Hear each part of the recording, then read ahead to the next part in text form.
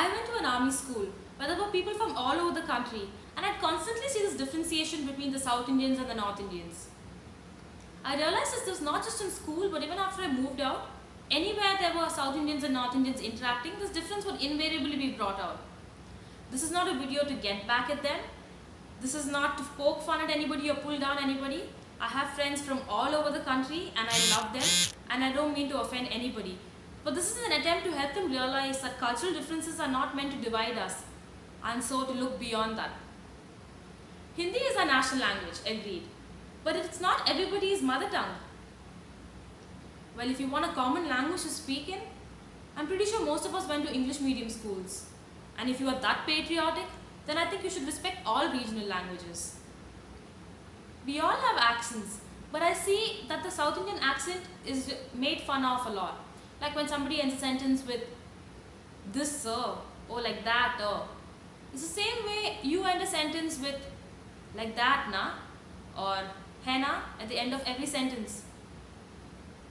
Ayyo is just our version of array. So there's nothing wrong with accents. It's only natural that we have an influence of the language we speak in another language. Some of us are aware of it, some of us aren't, and some of it is more prominent than the others. Like when we sing a Bollywood song, you don't have to correct the pronunciation of each and every word. We don't do that. We don't interrupt your flow when you're singing Kolaveridi. It's not Kolaveri, it's Kolaveridi. Once a friend of mine was wearing this t-shirt with a Kathakali print on it, and another friend, a North Indian friend, looks at it and goes like, "Hey Rajnikant, all you Rajani fans." And I'm like, "That's a Kathakali." And she says, "What's the difference?" I tell her, Kathakali is a dance form from Kerala and Rajnikant is a Tamil actor. She says, "They all look the same." I tell her, Kathakali is a mask and Rajnikant is a human face. And then she says something that makes me lose respect for anyone who says it. She says, "Whatever, they're all Madrasi." Well, we don't know the difference between Salwar, Patiala, Churidar, Anarkali. Well, you don't know the difference between a Munda and a Lungi. But there is no excuse for saying that everything down south is Madras or everybody who belongs to South India is Madrasi.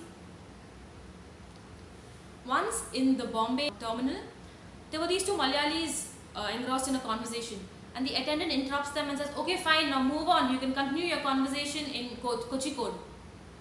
I mean, it's either Cochin or Kozhikode. It's not even Kozhikode. I mean, there is a difference between year and year. Just the way you have a difference between tha and tha. About food, well, why we put so much coconut oil in our food, it's not really a healthy choice. But I guess it's the same way some of my North Indian friends find the flavor of mustard oil very appealing, while some of my South Indian friends would find it very pungent. And why we put so much coconut in all our dishes? Well, that's, I guess, taste again. We don't ask you why you put so much aloo in all your food. In aloo gobi, aloo methi, aloo paratha, aloo palak. I mean, I don't even know if you make that. About color, well, hum kale hai to kya hua dil wale hai. I mean, I think you should seriously look deeper, or probably just go back to the 18th century or to the caves or wherever. So instead of observing and commenting and cracking jokes on how we dress, how we speak, what we eat, I think we should try and understand each other's cultures and appreciate the depths of each other's cultures, because cultural differences are not meant to divide us. And if we want world peace, I think first we should aim at making peace within our country. Because when we say we are proud to be Indian, we represent every part of it.